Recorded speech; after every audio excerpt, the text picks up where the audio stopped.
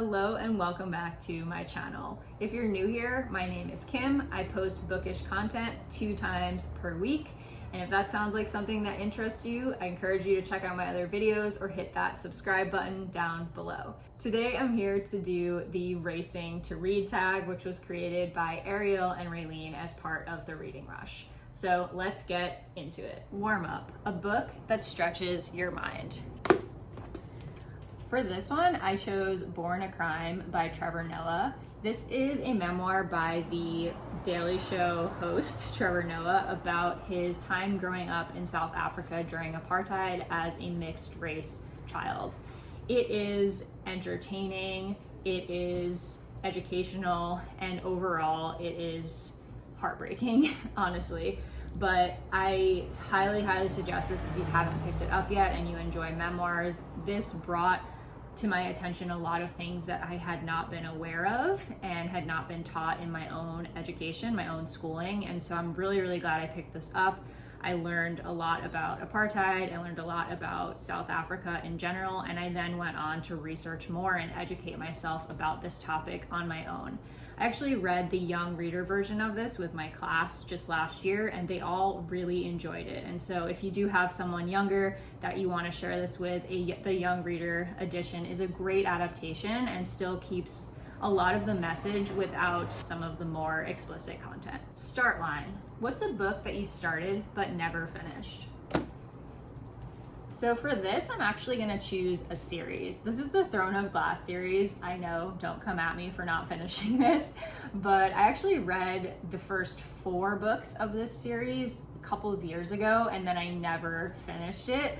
I guess I kind of just got bored. Once I got to like the 4th book, I lost interest because I had read them all in a row. But this is a series that I actually own all 7 books of and have the intention of finishing at some point. If you don't know, this is the story of Selena, who is an assassin who is called to the king to participate in a competition for her freedom. And so it's very YA fantasy, lots of angst and some romance and a lot of female kicking butt. Sprint, a book you read really quickly. For this one, I chose Hope in the Holler. This is a middle grade book, so it is really quick, really short. I read this in an afternoon and thoroughly enjoyed it, like way more than I thought I was going to. I'm not a huge fan of middle grade, but this one is one that more people should really pick up. I don't think I've ever heard anybody on YouTube talk about this book, but wow, it blew me away. This is about a girl named Wavy whose mother passes away and leaves her with a list of instructions to live a good life once she's gone. And she finds herself back in Conley Hollow, a place where her mother had grown up and thought she had left behind forever, living with some pretty rotten relatives that are not very nice to her. But she makes friends and she finds hope in her experience there. It is just so heartwarming. It's so sweet. It's a quick read, as I said, and I really highly suggest this if you have any interest in middle grade or you have someone in your family that likes middle grade. This was just the sweetest, most heartwarming story I've read in a long time. Marathon, what is your favorite long book? For this one, I'm gonna go with Night Film by Marisha Pessl. I have read this one twice and I can't believe I don't own a copy of it. I've been wanting a hardcover copy of this for so long, so I really need to put it on my wish list to buy next. This one was pretty hyped on BookTube for a while, but if you haven't heard of it, it is essentially the story of an investigative journalist named Scott McGrath who investigates the suicide of a girl named Ashley Cordova, who is the daughter of a very famous cult filmmaker. And so her death is ruled a suicide, but Scott McGrath does not believe that it was actually a suicide, and he gets kind of caught up in this investigation trying to figure out what happened to her.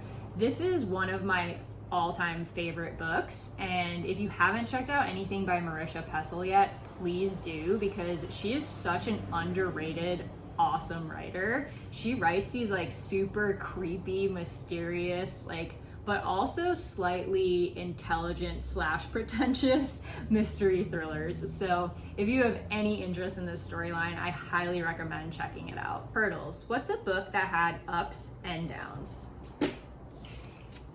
For this one, I'm going with Turn of the Key by Ruth Ware. I read this recently and it was one of my favorite mystery thrillers that I've read so far from the adult genre.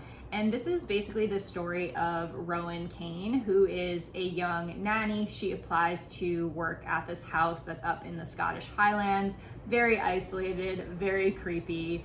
And she starts babysitting or nannying for these 3 little kids.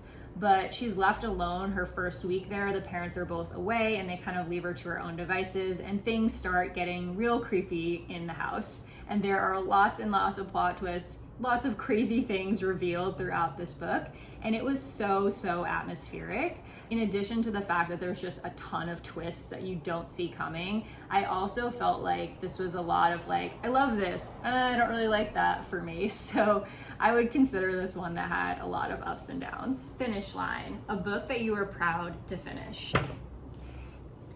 For this, I am choosing this very large Stephen King book, 11/22/63. As you can see, this is huge. It is over 800 pages. It took me quite some time to get through, but I was so proud of myself when I finished it, and I did really enjoy it. So this is a historical fiction / sci-fi because the main character in this book, Jake Epping, is an English teacher who travels back to the 1950s to try to stop the assassination of JFK. Sounds like a really cool concept, right? I'm not usually one for historical fiction, but I found myself completely entranced in the world that Stephen King built in this, and I found myself like down a rabbit hole on the internet of JFK assassination theories and just researching everything about this assassination because this book had me completely fascinated. And so not only did I learn quite a lot from reading this, I also loved the story. And I was very proud of myself when I made it through this very long, epic tale. Gold medal, best book you've read during a readathon. For this one, I'm going with Heartstopper Volume 1. The reading rush that I just participated in this past week was actually the first official readathon that I've ever participated in, and this was my favorite book that I read during that readathon. I've talked about this before on my channel, but this is a graphic novel by Alice Oseman that centers around Charlie Spring, who is a young teen who is openly gay. At the start of the novel, he's in a pretty bad relationship with another classmate named Ben, who treats him really badly, and he ends up meeting this kid named Nick Nelson that sits next to him in one of his new classes, and they start a friendship turned romance, and it is super cute, super fun. I really enjoyed this one. It was also a great pick for a readathon because it's a graphic novel and I was able to finish this in under an hour. So if you're looking for a quick fun read, definitely check this one out. Participation ribbon, an underrated book you wish got more attention. For this one, I'm gonna go with A Very Large Expanse of Sea by Tahira Mafi. I have not seen many people talk about this on YouTube at all, which is crazy because I know although Tahira Mafi is not an underrated author, her Shatter Me series is crazy popular, this book is never talked about, and I think this is one of her best books. And so this is essentially the story of Shirin, who is a 16-year-old Muslim girl living in the wake of 9/11. And it discusses her experiences at school with racism, her experiences in class and the way she's treated in class differently than other students, and her experience having an interracial relationship and how people react to that. I thought this was mind-blowing. It is one of my favorite YA contemporaries. Please check this out if you haven't already.